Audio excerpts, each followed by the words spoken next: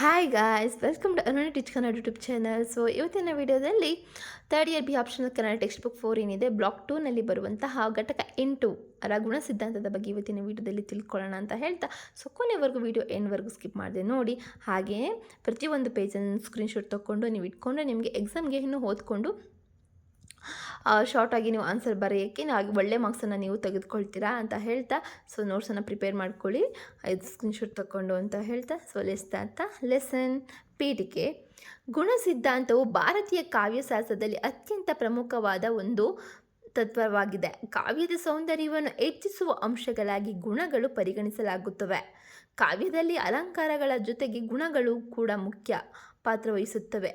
ಈ ವಿಷಯವನ್ನು ವಿವರವಾಗಿ ನಾವಿಲ್ಲಿ ತಿಳ್ಕೊಳ್ಳೋಣ. ಫಸ್ಟ್ ಗುಣ ಸಿದ್ಧಾಂತದ ಪರಿಚಯವನ್ನು ಮಾಡ್ಕೊಳ್ಳೋಣ. ಗುಣ ಎಂಬ ಪದದ ಶ್ರೇಷ್ಠ ಗುಣಲಕ್ಷಣ ಅಥವಾ ಉತ್ತಮ ಗುಣ ಧರ್ಮ ಎಂದಾಗಿದೆ. ಕಾವ್ಯದಲ್ಲಿ ಶಬ್ದ ಮತ್ತು ಅರ್ಥ ಎರಡರಲ್ಲಿಯೂ ಕಾಣುವ ಸೌಂದರ್ಯವನ್ನು ಹೆಚ್ಚಿಸುವ ಗುಣಲಕ್ಷಣಗಳನ್ನು ಗುಣಗಳು ಎಂದು ಕರೆಯುತ್ತಾರೆ. ಭಾರತೀಯ ಕಾವ್ಯಶಾಸ್ತ್ರದಲ್ಲಿ ಕಾವ್ಯದ ಮೌಲ್ಯವನ್ನು ನಿರ್ಧರಿಸಲು ಗುಣಗಳು ಮುಖ್ಯವಾದ ಮಾನದಂಡಗಳಾಗಿವೆ. ಕಾವ್ಯವು ಸುಂದರವಾಗಿ ಸೊಗಸಾಗಿ ಮನಸ್ಸಿಗೆ ಹತ್ತಿರವಾಗುವಂತೆ ಮಾಡುವುದು ಈ ಗುಣಗಳ ಕೆಲಸವಾಗಿದೆ. ಸೆಕೆಂಡ್ ಗುಣ ಸಿದ್ಧಾಂತದ ವಿಕಾಸವನ್ನು ನೋಡೋದಾದರೆ, ಗುಣ ಸಿದ್ಧಾಂತವನ್ನು ಹಲವಾರು ಆಚಾರ್ಯರು ತಮ್ಮದೇ ಆದ ರೀತಿಯಲ್ಲಿ ವಿವರಿಸಿದ್ದಾರೆ. ಫಸ್ಟ್ ಭಾಮಹನು ಕಾವ್ಯದಲ್ಲಿ ಅಲಂಕಾರಗಳಿಗೆ ಹೆಚ್ಚಿನ ಪ್ರಾಮುಖ್ಯತೆ ನೀಡಿದ್ದರು. ಹಾಗೆ ಗುಣಗಳನ್ನು ಕಾವ್ಯದ ಸೌಂದರ್ಯಕ್ಕೆ ಅಗತ್ಯವೆಂದು ಒಪ್ಪಿಕೊಂಡಿದ್ದಾರೆ. ನೆಕ್ಸ್ಟ್ ದಂಡಿಯು ತನ್ನ ಕಾವ್ಯಾದರ್ಶ ಕೃತಿಯಲ್ಲಿ ಗುಣಗಳನ್ನು ಸ್ಪಷ್ಟವಾಗಿ ವಿವರಿಸಿದ್ದಾನೆ. ಅವನು ಗುಣಗಳನ್ನು ಕಾವ್ಯದ ಶ್ರೇಷ್ಠತೆಯ ಆಧಾರವೆಂದು ಹೇಳುತ್ತಾನೆ. ಥರ್ಡ್ ವಾಮನನು ರೀತಿಯೇ ಕಾವ್ಯದ ಆತ್ಮ ಎಂದು ಹೇಳಿ ಗುಣಗಳನ್ನು ರೀತಿಯ ಭಾಗವಾಗಿ ಪರಿಗಣಿಸಿದ್ದಾನೆ. ಅವನ ಪ್ರಕಾರ ಗುಣಗಳು ಕಾವ್ಯದ ರೂಪಕ್ಕೆ ಆಕರ್ಷಕತೆ ನೀಡುತ್ತವೆ. ಫೋರ್ತ್ ಆನಂದವರ್ಧನ ಧ್ವನಿ ಸಿದ್ಧಾಂತವನ್ನು ಮುಂದಿಟ್ಟರು. ಗುಣಗಳನ್ನು ಕಾವ್ಯದ ಅಂತರಂಗ ಸೌಂದರ್ಯಕ್ಕೆ ಸಹಾಯಕವೆಂದು ಒಪ್ಪಿಕೊಂಡಿದ್ದಾನೆ. ಗುಣಗಳ ಪ್ರಕಾರಗಳು. ಪ್ರಾಚೀನ ಆಚಾರ್ಯರು ಗುಣಗಳನ್ನು ವಿವಿಧ ರೀತಿಯಲ್ಲಿ ವರ್ಗೀಕರಿಸಿದ್ದಾರೆ. ಸಾಮಾನ್ಯವಾಗಿ 3 ಮುಖ್ಯ ಗುಣಗಳನ್ನು ಇಲ್ಲಿ ಪರಿಗಣಿಸಲಾಗುತ್ತದೆ. ಫಸ್ಟ್ ಮಧುರ ಗುಣ, ಅಂದರೆ ಮಧುರ ಎಂದರೆ ಸಿಹಿತನ. ಕಾವ್ಯವು ಓದಿದಾಗ ಅಥವಾ ಕೇಳಿದಾಗ ಮನಸ್ಸಿಗೆ ಸಿಹಿ ಅನುಭವ ನೀಡುವುದು. ಹಾಗೆ ಉದಾಹರಣೆಗೆ ಪ್ರೇಮ, ಶೃಂಗಾರ, ಭಕ್ತಿ ವಿಷಯಗಳ ಕಾವ್ಯಗಳಲ್ಲಿ ಇದು ಹೆಚ್ಚು ಕಂಡುಬರುತ್ತದೆ. ಓಜಗುಣ, ಅಂದರೆ ಓಜಸ್ಸು ಎಂದರೆ ಶಕ್ತಿ ಅಥವಾ ಉತ್ಸಾಹ ಎಂದರ್ಥ. ವೀರ, ರೌದ್ರ, ಭಯಾನಕ ರಸಗಳಲ್ಲಿ ಇದು ಕಾಣುತ್ತದೆ. ಹಾಗೆ ಕಾವ್ಯದಲ್ಲಿ ಬಲ, ಗಂಭೀರತೆ, ಉತ್ಸಾಹವನ್ನು ತರುತ್ತದೆ. ನೆಕ್ಸ್ಟ್ ಪ್ರಸಾದ ಗುಣ, ಅಂದರೆ ಪ್ರಸಾದ ಎಂದರೆ ಸ್ಪಷ್ಟತೆ ಮತ್ತು ಸರಳತೆ. ಕಾವ್ಯವು ಸುಲಭವಾಗಿ ಅರ್ಥವಾಗುವಂತಿರಬೇಕು. ಓದುಗರಿಗೆ ಅರ್ಥೈಸಿಕೊಳ್ಳಲು ಸುಲಭವಾಗುವ ಗುಣವೇ ಪ್ರಸಾದ. ನೆಕ್ಸ್ಟ್ ಇತರ ಗುಣಗಳ ವಿವರಣೆ. ಕೆಲವು ಆಚಾರ್ಯರು ಇನ್ನೂ ಹೆಚ್ಚಿನ ಗುಣಗಳನ್ನು ಹೇಳಿದ್ದಾರೆ.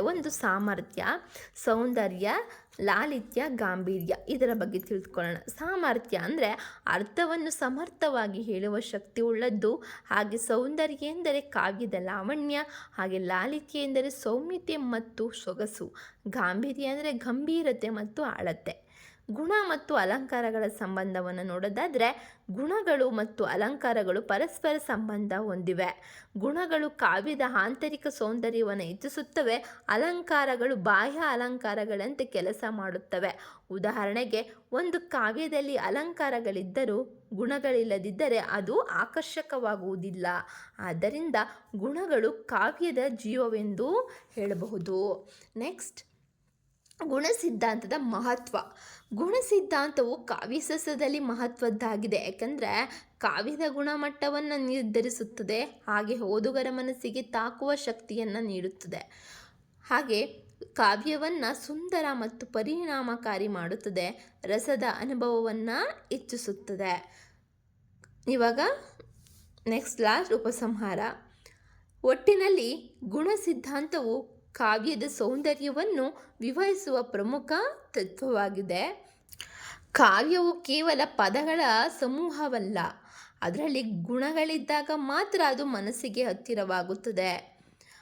ಮಧುರ, ಓಜಸ್ಸು, ಪ್ರಸಾದ ಮುಂತಾದ ಗುಣಗಳು ಕಾವ್ಯಕ್ಕೆ ಜೀವ ತುಂಬುತ್ತವೆ. ಹೀಗಾಗಿ ಗುಣಗಳು ಕಾವ್ಯದ ಆತ್ಮವನ್ನು ಬೆಳೆಸುವ ದೀಪಗಳಂತಿವೆ ಎಂದು ಹೇಳಬಹುದಾಗಿದೆ.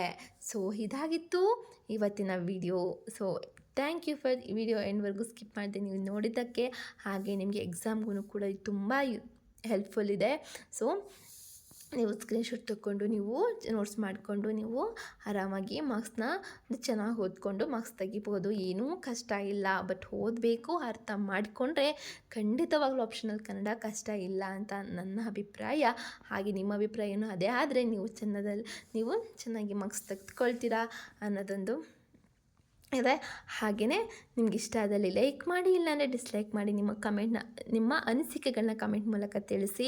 ಹಾಗೆಯೇ ಇನ್ನು ಹೆಚ್ಚಿನ ವೀಡಿಯೋಸ್ಗಾಗಿ ಸಬ್ಸ್ಕ್ರೈಬ್ ಮಾಡಿ. ಹಾಗೆ ಪಕ್ಕದಲ್ಲಿರೋ ಬೆಲ್ ಐಕಾನ್ನ ಕ್ಲಿಕ್ ಮಾಡಿ. ಆಲ್ ನೋಟಿಫಿಕೇಷನ್ ಮೇಲೆ ಕ್ಲಿಕ್ ಮಾಡಿದ್ರೆ ನಾನು ವೀಡಿಯೋ ಅಪ್ಲೋಡ್ ಮಾಡಿದಾಗ ನಿಮಗೆ ಮೊದಲ ನೋಟಿಫಿಕೇಷನ್ ಬರುತ್ತೆ ಅಂತ ಹೇಳ್ತಾ, ಸೊ ಮುಂದಿನ ವೀಡಿಯೋದಲ್ಲಿ ನಿಮಗೆ ರೀತಿ ಸಿದ್ಧಾಂತದ ಬಗ್ಗೆ ನಿಮಗೆ ತಿಳಿಸ್ಕೊಡ್ತೀನಿ ಅಂತ ಹೇಳ್ತಾ, so see you the next video. Bye. Take care.